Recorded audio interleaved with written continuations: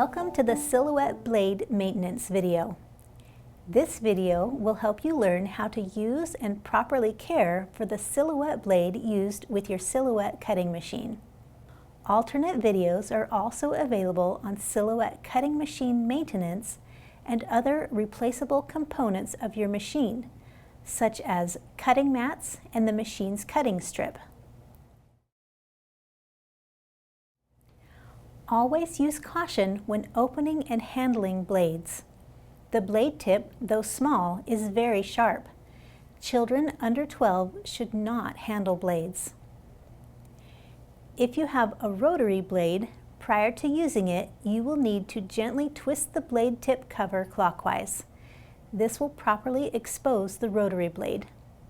Prior to use, we also recommend that you manually roll the blade gently over the surface of your cutting mat. This will ensure that the blade is rotating properly. If you have another blade type, there are no other special actions needed to set it up. To load your blade or other tool into your silhouette machine, first unlock the carriage lock lever. For older models, this is done by turning the knob to the left. For newer models, this is done by pulling the lever out. Once unlocked, you can then drop the tool into the tool carriage slot with the blade or tool tip pointing downward. For newer models that have dual tool carriages, make sure that you are using the correct slot for your tool.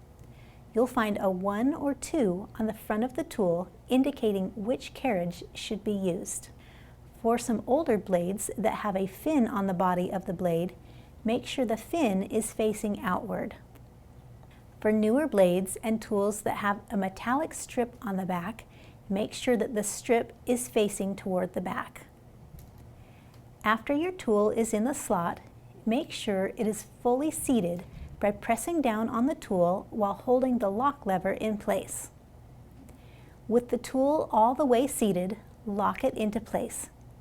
For older models, this is done by turning the knob to the right. Most blades have numbered settings. This setting indicates how much of the blade is exposed in 0.1 millimeter increments. The blade setting is intended to match the material's actual thickness. For example, if a material measures 0.3 millimeters in thickness, such as most standard cardstock, then a blade setting of 3 would be used. Always round up to the nearest setting that coincides with your actual material thickness. Recommended blade settings should generally be observed. Use caution not to overextend the blade by setting it to a higher setting than is needed. Setting the blade to a higher level that exceeds the actual material thickness can result in the blade chipping or breaking.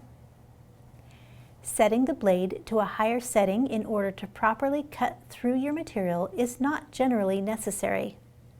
Instead, the force setting in the software should be adjusted to a higher level once the blade setting matches the actual material thickness.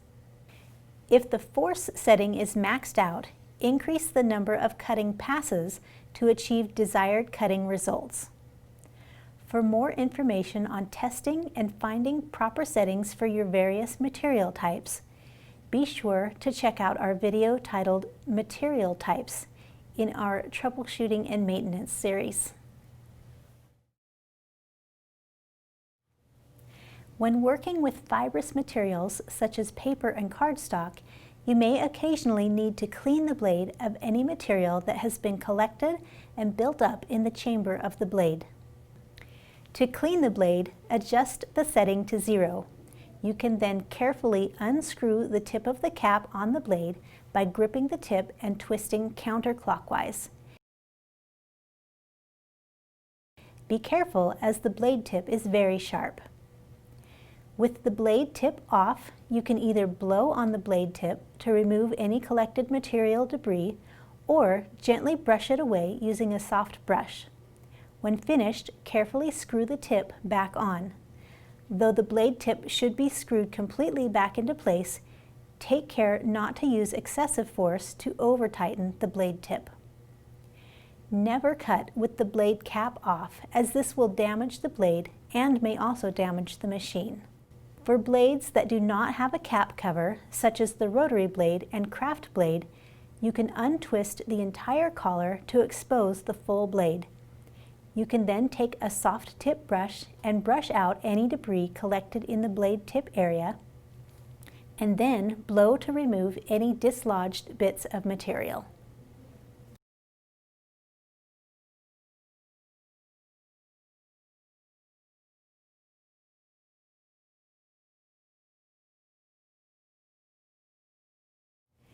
Blades may be stored in the machine when not in use. Most machines have a storage slot to hold your blade if it's not in one of the carriage tool holders. If not using this storage option, you can safely lay the blade on its side. Blades should not be stored with the blade tip resting or pressing against any surface, as such can chip or dull the blade.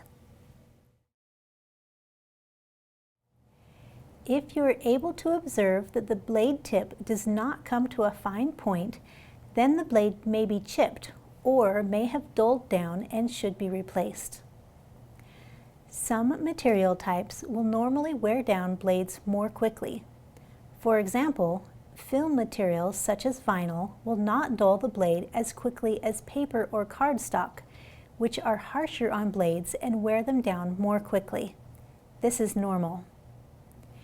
If you find previous settings that were working are starting to produce lower quality cutting results, this would indicate that your blade is becoming dull.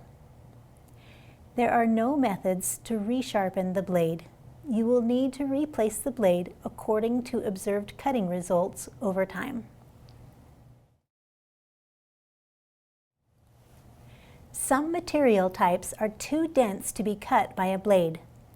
As a general rule, if you cannot cut a material type with a pair of scissors, you will not be able to cut it with a blade.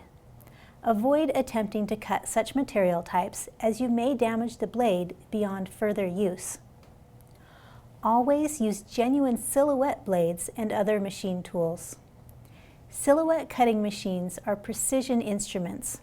Alternate blades and other machine tools that claim to work with the silhouette machine may not be properly sized or calibrated to the exact necessary specifications.